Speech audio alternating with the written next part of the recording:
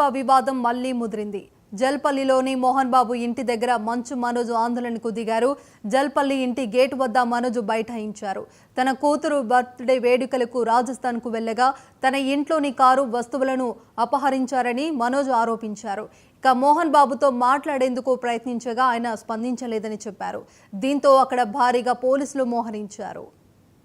ఉన్నదాన్ని ఎందుకు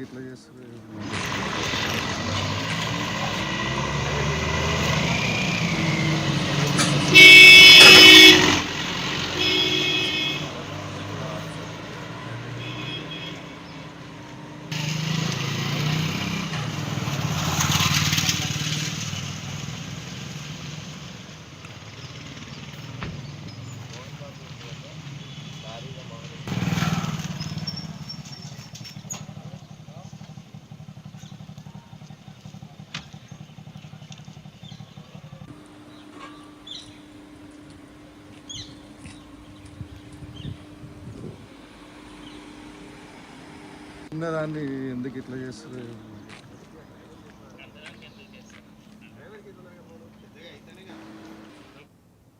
మోహన్ బాబు కుటుంబ వివాదం మళ్లీ ముదిరింది. జల్పల్లిలోని మోహన్ బాబు ఇంటి దగ్గర మంచు మనోజ్ ఆందోళనకు దిగారు. జల్పల్లి ఇంటి గేటు వద్ద మనోజ్ బైఠాయించారు. తన కూతురు బర్త్డే వేడుకలకు రాజస్థాన్కు వెళ్లగా తన ఇంట్లోని కారు వస్తువులను అపహరించారని మనోజ్ ఆరోపించారు. ఇక మోహన్ బాబుతో మాట్లాడేందుకు ప్రయత్నించగా ఆయన స్పందించలేదని చెప్పారు. దీంతో అక్కడ భారీగా పోలీసులు మోహరించారు. ఇక దీనికి సంబంధించి పూర్తి సమాచారం గోపి అందిస్తారు. గోపి, పరవి ఏదైతే మంచు వాళ్ళ ఫ్యామిలీ మళ్ళీ వివాదాల్లోకి వచ్చిందని కూడా చెప్పవచ్చు. గతంలో ఏదైతే భూమి వివాదాల్లో ఇప్పటికే నార్సింగ్ పోలీస్ స్టేషన్ లో ఫిర్యాదులు ఒకరి తర్వాత ఒకరు చేసుకున్న తర్వాత మళ్ళీ ఇప్పుడు 2 రోజుల క్రితం ఏదైతే మనోజ్ వాళ్ళ కూతురు బర్త్డేకి సంబంధించి విదేశాలకు వెళ్ళిన సమయంలో ఏదైతే మంచు విష్ణు 150 మంది బౌన్సర్లతో వాళ్ళ ఇంట్లో చొరబడి దాదాపు పార్కింగ్ లో కారును కూడా టోల్తో లాక్కెళ్లడంతో పాటు విలువైన వస్తువులను ధ్వంసం చేశారని కూడా నార్సింగ్ పోలీస్ స్టేషన్ లో మనోజ్ అయితే ఈ రోజు నిన్న కంప్లైంట్ పెట్టినట్టు కూడా తెలుస్తుంది. దీంట్లో మాత్రం ఏదైతే A1 గా మంచు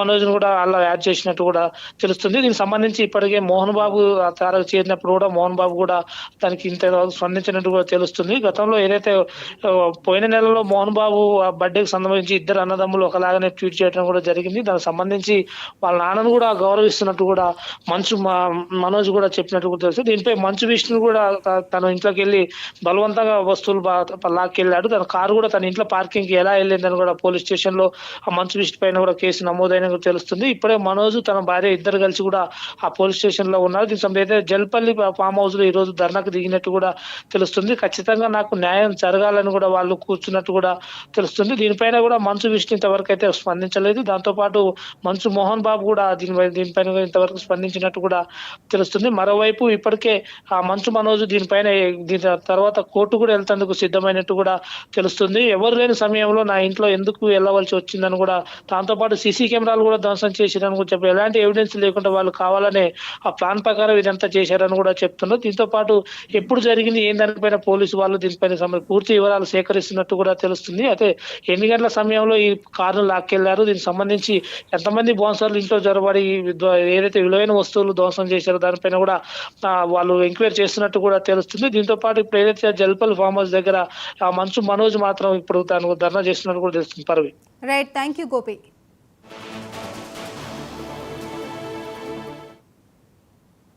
ఆమ్లాబాద్లో కాంగ్రెస్ అధ్యక్షుడు ఖర్గే